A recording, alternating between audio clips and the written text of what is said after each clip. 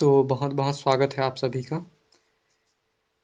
आज हम देखेंगे भारत के अफ़वाह तंत्र एवं प्रतिरूप, अंग्रेजी में कहें तो drainage system and pattern. Bharat की नदियों के संदर्भ में हम भारत की अ, उन नदियों की चर्चा करेंगे जो मुख्य तौर पर हिमालय पर्वत और प्रायद्वीपीय पठार से निकला करती हैं।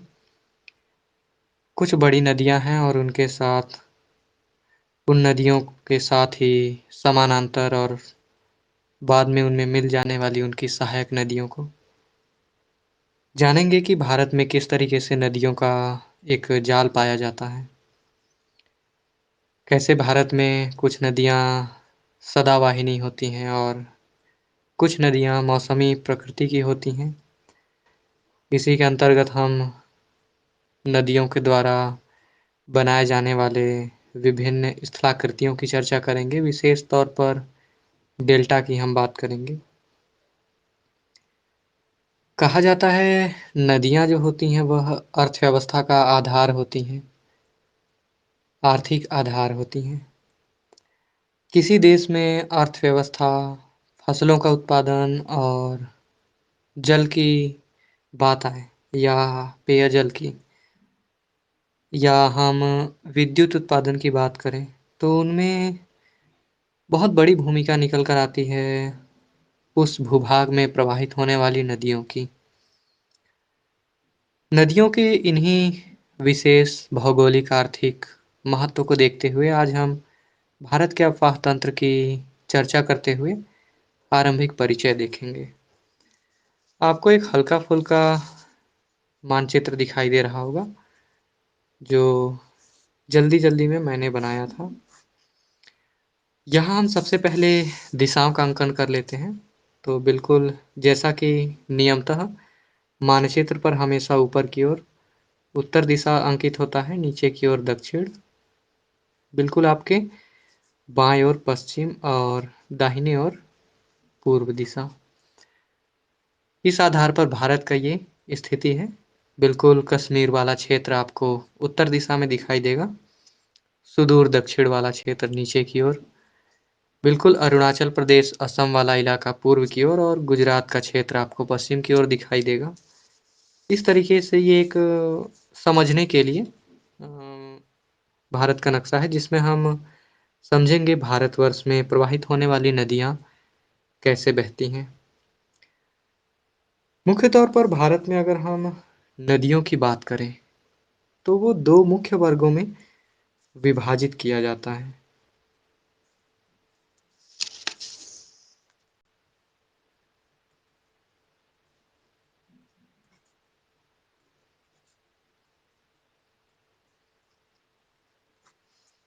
भारत की नदियों को देखें तो मुख्य तौर पर 2 भागों में विभाजित किया जाता है, जिसमें सबसे पहले अगर हम देखें नंबर 1 पर, तो उसमें उत्तर भारत से निकलने वाली नदियाँ शामिल हैं, जिसे मुख्यतः हिमालयी नदियाँ कहा जाता है।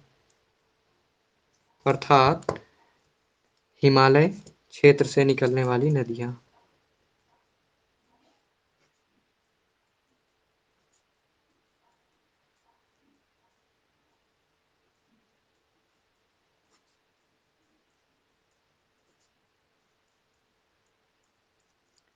वहीं भारत में नदियों का एक दूसरा तंत्र पाया जाता है, दूसरा क्रम। भारत में नदियों के मुख्य विभाजन या भारत में नदियों का जो संरचना दिखाई देता है, उसमें दूसरा वर्ग आता है प्रायद्वीपीय भारत की नदियों के तौर पर, अर्थात प्रायद्वीपीय नदियाँ। अब ये प्रायद्वीपीय नदियाँ क्या हैं, हिमालय से निकलने वाली नदियाँ क्या है, इसे हम क्रमशः देखते और समझने का प्रयास करते हैं मानचित्र के माध्यम से। यहाँ बिल्कुल धनुषाकार स्वरूप में मैं आपको हिमालय के लगभग विस्तार को बता रहा हूँ। कहा जाता है यह संपूर्ण क्षेत्र दरअसल हिमालय पर्वत श्रृंखला कहलाता है।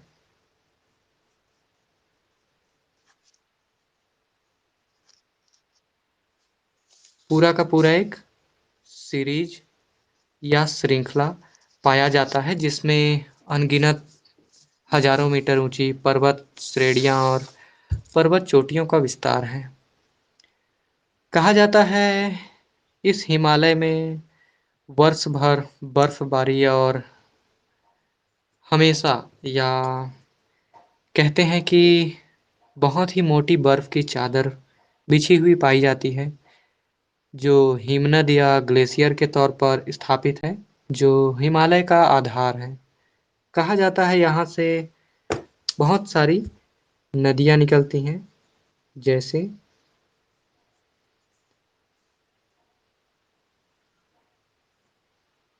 बिल्कुल इस तरीके से आपको ढेर सारी नदियाँ निकली हुई दिखाई देंगी जैसे ब्रह्मपुत्र, गंगा, सिंधु, सतलज इत्यादि। ये मैं बस समझने के दृष्टिकोण से बता रहा हूँ। एकदम आप ये मान के ना चलें कि ये एकदम एग्जैक्ट लोकेशन है, वास्तविक उद्गम स्रोत हैं। कहा जाता है कि ऐसी ही बड़ी-बड़ी नदियाँ और इनके साथ कुछ छोटी नदियाँ हिमालय पर्वत से निकलती हैं और भारत और उसके पड़ोसी देशों के भूभाग को समृद्ध करती हैं अपने विशाल जलराशि से।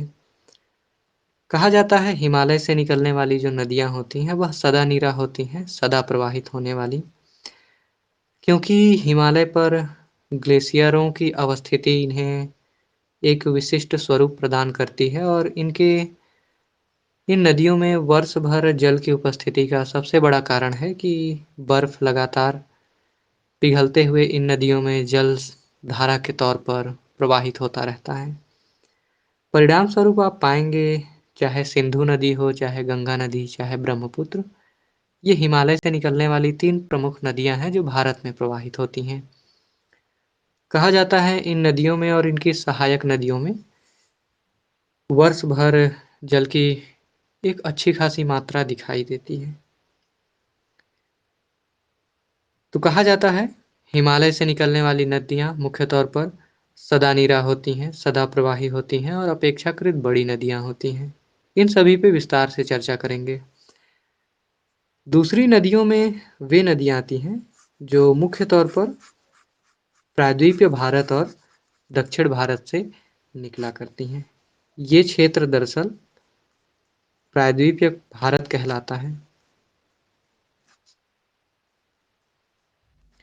प्रायद्वीपीय भारत के अंतर्गत आप दक्कन के पठार को शामिल करेंगे और मध्यवर्ती भारत को, साथ ही आप शामिल करेंगे पश्चिमी और पूर्वी तटीय मैदान को।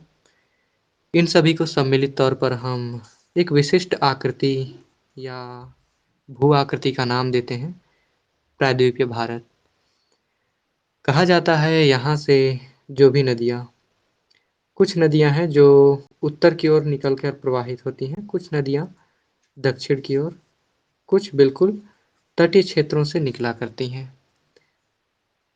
इन्हें हम कहते हैं प्रायद्वीपीय नदियाँ।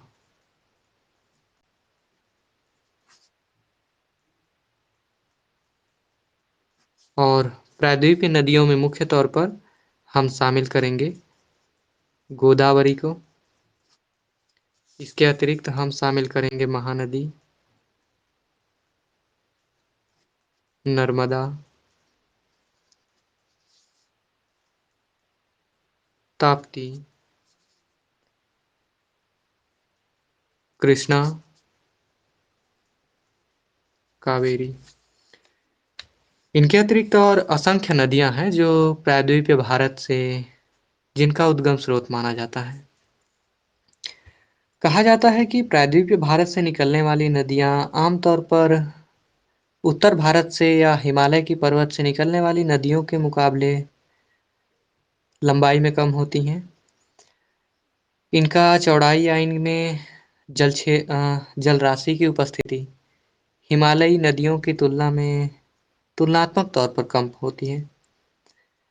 किंतु इसके इन सब के बावजूद इनका भी पर्याप्त महत्व होता है उन भूभागों में जहाँ ये प्रवाहित होती हैं। तो इस प्रकार से हम मुख्य तौर पर 2 अलग-अलग श्रेणियों में रखेंगे भारत में प्रवाहित होने वाली सभी नदियों को। पहले वर्ग में आएगा हिमालय से निकलने वाली नदियाँ जो सदा-निरा होती हैं। दूसरी श्रेणी में प्रायद्वीपीय भारत से निकलने वाली नदियाँ जो कि वर्षा वाहिनी होती हैं मुख्यतः, अर्थात साल भर उनमें जलराशि नहीं होता है, किंतु फिर भी ये काफ़ी महत्वपूर्ण होती हैं। तो इन दोनों को आइए हम विस्तार से देखते हैं। सबसे पहले हम बात करेंगे हिमालय पर्वत से निकलने वाली नदी को हिमालयी अपवाह तंत्र के अंतर्गत। यहाँ और बेहतर तरीके से आपको समझने के लिए मैं कुछ संकेतक दे देता हूँ। बिल्कुल ऊपर की ओर मेरे द्वारा तीर का निशान बनाया गया है जो इंगित कर रहा है हिमालयी पर्वत से निकलने वाली नदियों के बारे में। उत्तर भारत या हिमालय क्षेत्र से जितनी भी नदियाँ निकलती हैं, इन सभी को सम्मिलित तौर पर हम नाम देते हैं हिमालय का अपवाह तंत्र या हिमालयी अपवाह तंत्र। दूसरे रूपों में आप इसे कह सकते हैं कि उत्तर भारत का अपवाह तंत्र, क्योंकि इसमें ज़्यादातर नदियाँ हिमालय से निकलती हैं और उत्तर भारत में ही प्रवाहित होती हैं। दूसरे वर्ग में हम मुख्य तौर पर प्रायद्वीपीय भारत से निकलने वाली नदियों को रखते हैं और इसी आधार पर इनका नाम दिया गया है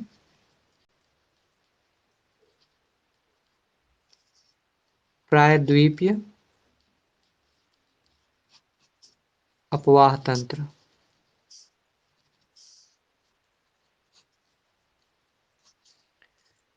इन दोनों अपवाह तंत्रों की प्रमुख नदियाँ, उनकी विशेषताएं और बाकी अन्य तथ्यों को आइए हम विस्तार पूर्वक देखते हैं।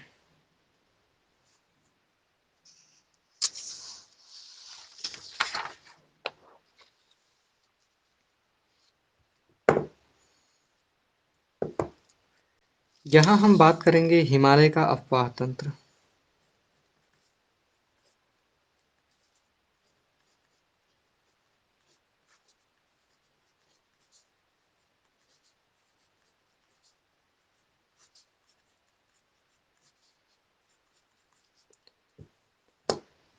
कहा जाता है भारत के संदर्भ में यदि हम देखें तो हिमालय का भौगोलिक, राजनैतिक, आर्थिक और लगभग हर प्रकार से भारत में हिमालय का वो महत्व रहा है जो साफ तौर पर दिखाई देता है, चाहे वह भारत के नदियों के संदर्भ में ही क्यों ना हो।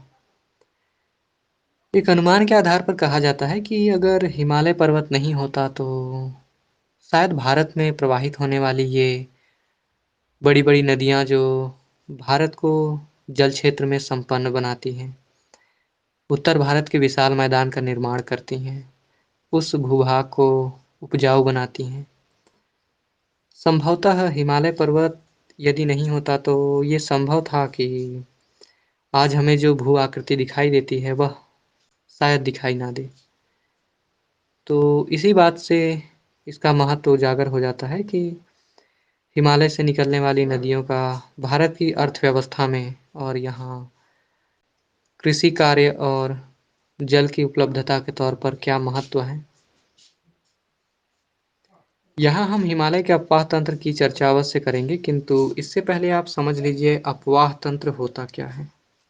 ड्रेनेज सिस्टम तो बहुत ही आसान शब्दों में कहूँ तो नदियों का एक व्यवस्थित जाल, जिसमें कुछ नदियाँ एक भूभाग पर प्रवाहित होती हैं। ये नदियाँ बड़ी होती हैं, उनके साथ उनकी सहायक नदियों के तौर पर कुछ छोटी नदियाँ प्रवाहित होती हैं। सहायक नदियों की सीधी-सी परिभाषा है कि किसी नदी का उद्गम होता है, जन्म होता है और तत्पश्चात वह किसी सागर या झील में ना मिलकर किसी बड़ी नदी में मिल जाती है, उसे हम सहायक नदी कहते हैं। मुख्य नदी की परिभाषा जिसका उद्गम होता है और जिसका अंत किसी नदी या झील में हो, किसी दूसरी नदी में ना मिले, तो उसे हम मुख्य नदी कहते हैं। इस प्रकार से आप देखेंगे मुख्य नदी और उनकी सहायक नदियों के माध्यम से किसी भूभाग पर एक नदियों का व्यवस्थित क्रम पाया जाता है। और दरअसल इसी व्यवस्थित क्रम को हम अपवाह तंत्र या ड्रेनेज सिस्टम के नाम से संबोधित करते हैं भूगोल की भाषा में।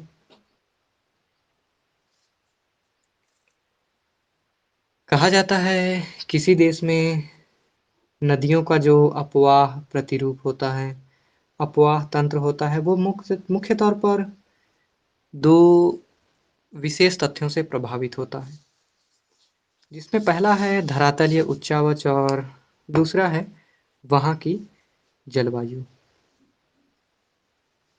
आपको हल्का समय समझने के लिए बता रहा हूँ।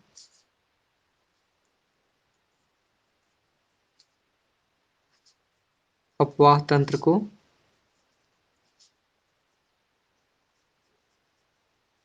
प्रभावित करने वाले कारक।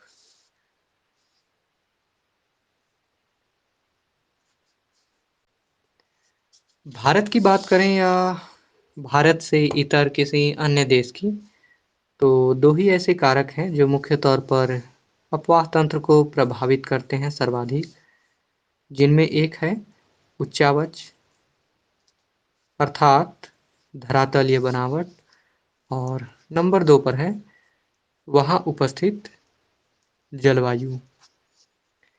क्योंकि जलवायु का सीधा सा संबंध होता है वर्षा, तापमान और मौसमी घटनाओं से।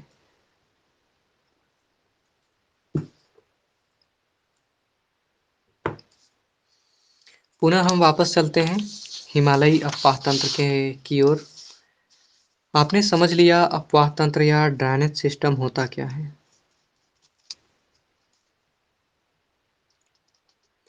हिमालय से निकलने वाली जो नदियों का तंत्र है उसे हम हिमालयी अपवाह तंत्र तंत्र के अंतर्गत शामिल करते हैं, जिनमें मुख्य तौर पर दो अलग-अलग प्रकार की नदियों का उल्लेख होता है।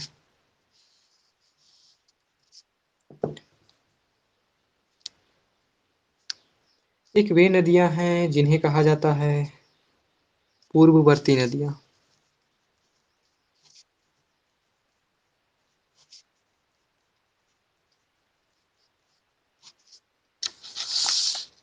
वहीं दूसरी श्रेणी में जो नदियां शामिल हैं उन्हें हम कहते हैं परवर्ती नदियां।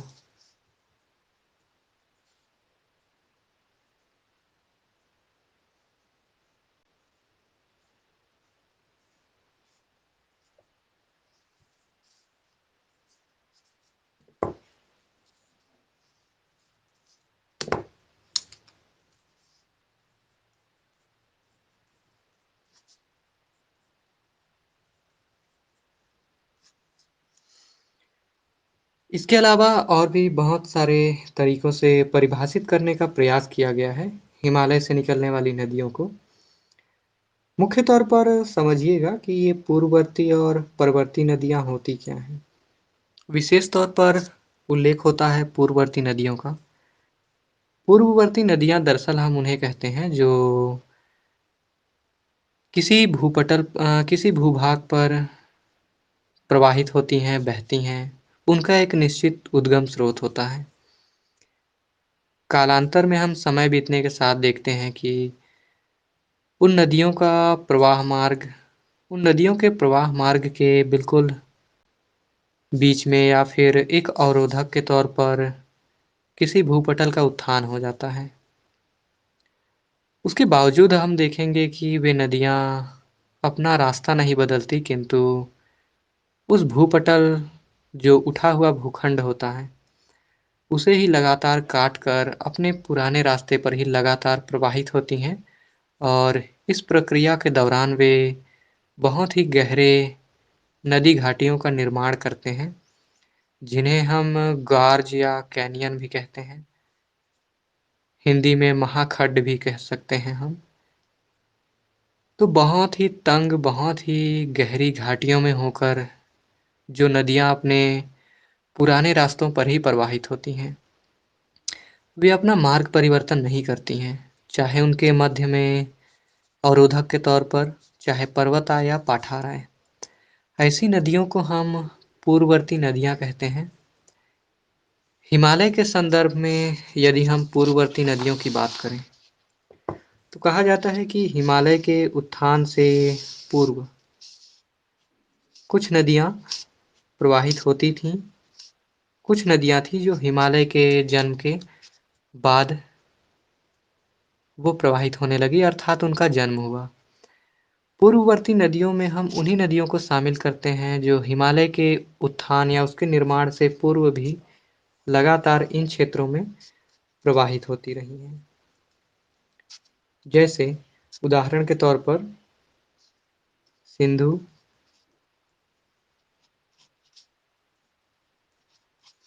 सिंधु नदी के बारे में कहा जाता है कि यह हिमालय के उत्थान से पूर्व ही बहा करती थी। इसके अतिरिक्त सतलज का नाम काफ़ी प्रमुखता से लिया जाता है। सतलज नदी जिस पर भारत का प्रसिद्ध भाखड़ा नांगल जलाशय परियोजना संचालित है, बहुउद्देशीय परियोजना। एक और नदी है जिसे हम कहते हैं ब्रह्मपुत्र नदी।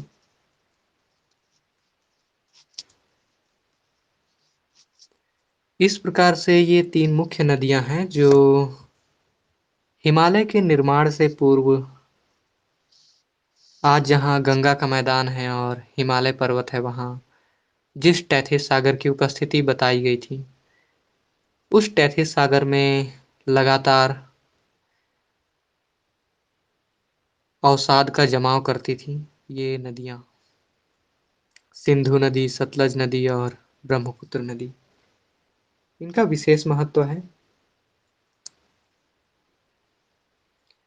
कहा जाता है कि हिमालय की उत्पत्ति के पूर्व ये तीनों नदियाँ बहती थीं और आप पाएंगे कि जैसे ही हिमालय का उत्थान होता है, तो एक बात समझिएगा कि किसी भूखंड का एकाएक उत्थान नहीं होता है, किंतु लाखों करोड़ों सालों तक लगातार कुछ सेंटीमीटर प्रति वर्ष की दर से वह भूखंड ऊपर उठता है। लाखों सालों, करोड़ों साल के उत्थान या ऊपर उठने की प्रक्रिया का ही परिणाम होता है कि आज हिमालय जैसा स्वरूप आपको दिखाई देता है।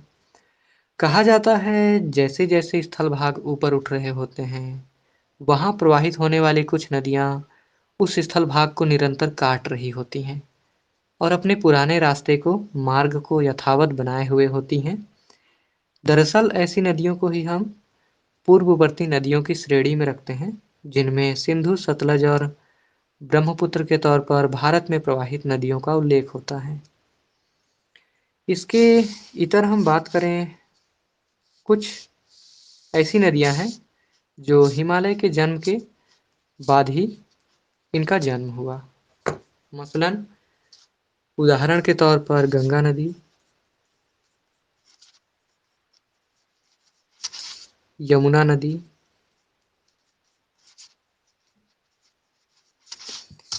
मुख्य तौर पर गंगा और यमुना नदी को हम शामिल करेंगे। इसके अतिरिक्त भी प्रायः ढेर सारी नदियां हैं, जैसे हम शामिल कर सकते हैं घग्गर,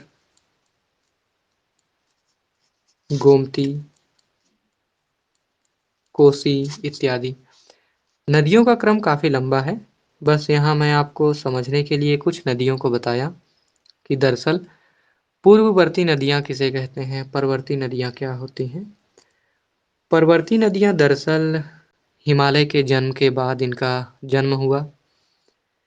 दूसरी, ये वे नदियाँ हैं जिनके मार्ग में अगर कोई अवरोधक आ गया तो ये अपना मार्ग बदल लीं, परिवर्तित कर लीं और एक नए मार्ग से प्रवाहित होने लगी।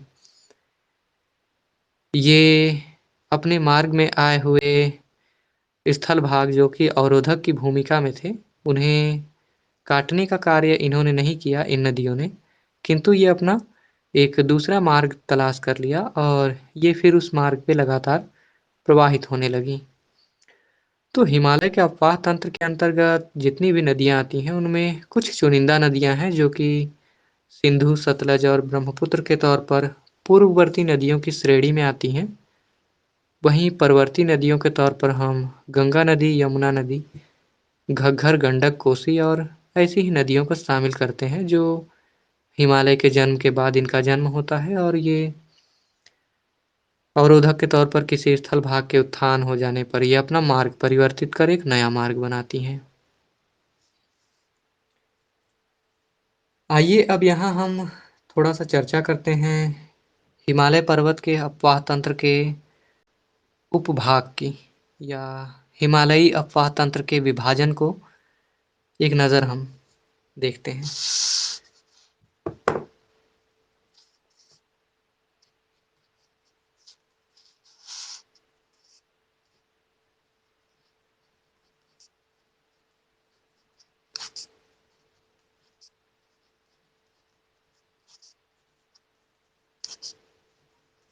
हिमालयी अपवाह तंत्र का विभाजन।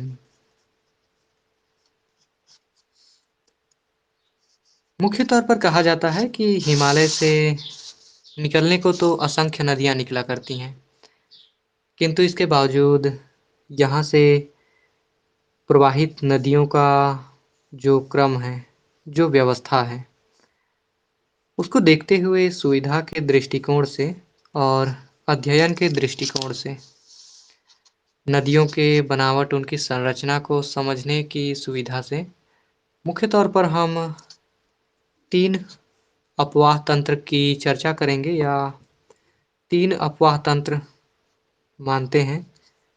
हिमालयी अपवाह तंत्र का उपभाग माना जाता है ये कौन-कौन सी हैं? तो इनमें सबसे पहले नाम आता है सिंधु अपवाह तंत्र या सिंधु नदी तंत्र।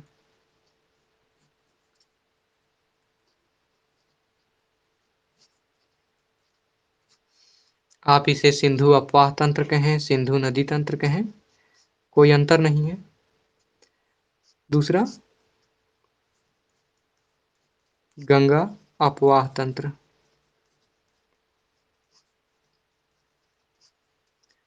कहा जाता है भारत में नदियों का सबसे बड़ा जाल, नदियों का सबसे बड़ा क्रम, नदियों का सबसे बड़ा तंत्र गंगा अपवाह तंत्र के तौर पर जाना जाता है। सिंधु और गंगा अपवाह तंत्र के समान ही भारत में एक और विशाल विस्तृत अपवाह तंत्र पाया जाता है, जिसे हम नाम देते हैं ब्रह्मपुत्र अपवाह तंत्र।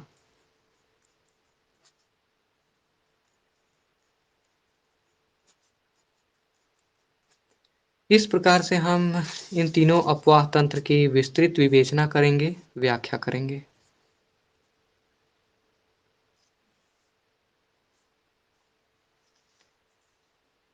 सिंधु अपवाह तंत्र के अंतर्गत हम ढेर सारी नदियों का उल्लेख करेंगे, किंतु इसमें जो प्रतिनिधित्व करने वाली नदी है उसे हम देख लेते हैं।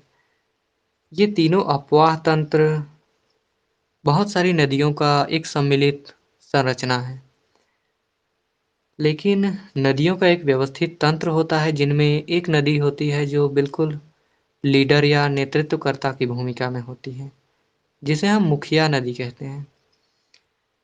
आइए इन तीनों अपवाह तंत्र के अंतर्गत आने वाली जो सबसे प्रमुख नदी हैं, जो आधार होती हैं किसी अपवाह तंत्र का, उन नदियों को देखते हैं। सिंधु अपवाह तंत्र की बात करें तो इसमें प्रतिनिधि नदी,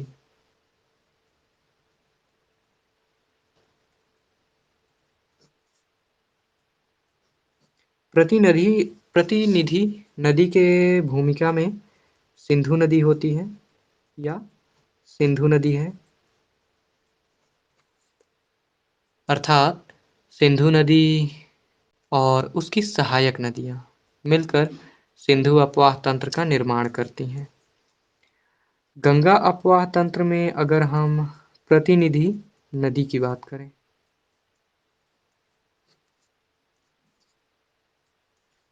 प्रतिनिधि नदी या रिप्रेजेंटेटिव रिवर, तो इसमें गंगा नदी को शामिल किया जाता है, अर्थात गंगा अपवाह तंत्र का निर्माण मुख्य तौर पर गंगा नदी पर ही टिका हुआ है, अर्थात गंगा और उसकी सहायक नदियों के माध्यम से गंगा अपवाह तंत्र का निर्माण और इसकी संरचना पूर्ण होती है। ब्रह्मपुत्र अपवाह तंत्र की हम बात करें तो इसमें प्रतिनिधि नदी के तौर पर भूमिका ब्रह्मपुत्र नदी की होती है।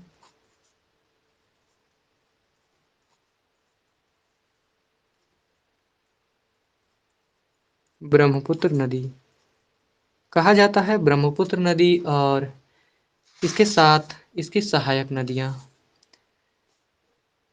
ये सभी मिलकर ब्रह्मपुत्र नदी का निर्माण करती हैं।